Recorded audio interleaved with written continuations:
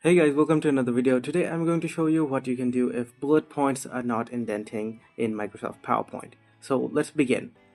As you can see, I have some bullet points over here in my PowerPoint slide.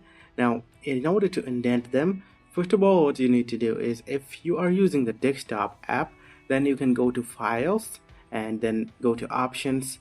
Then you can select Proofing. From there, you can select Autocorrect option. Then make sure that you have selected the automatic bulleted and numbered list. However, I am using the web version of Microsoft PowerPoint, so I will not need to tick that option. So after you have some bullet points ready, you will find the ruler right over here. If you don't have the ruler, right click over here and then you will find the ruler option. As you can see, my ruler is gone, and if I right click right over here and click on ruler, it will be back on. And if I click here, here is the ruler. So the bottom part is the hanging indent. You can drag this one to manage your hanging indent.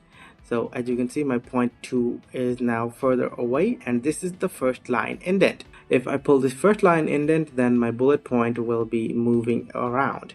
So as you can see, my bullet point has now switched its position. And then we have another square sign on the bottom. If you drag this, then both your bullet point and your text will be dragged. As you can see, both of my text and bullet point has switched its position. However, if you want all three of your bullet points to move at the same time, you can just select all of them, and then you can select how much you want the hanging indent and how much you want the first line indent. And that's how you can indent your bullet points manually in PowerPoint.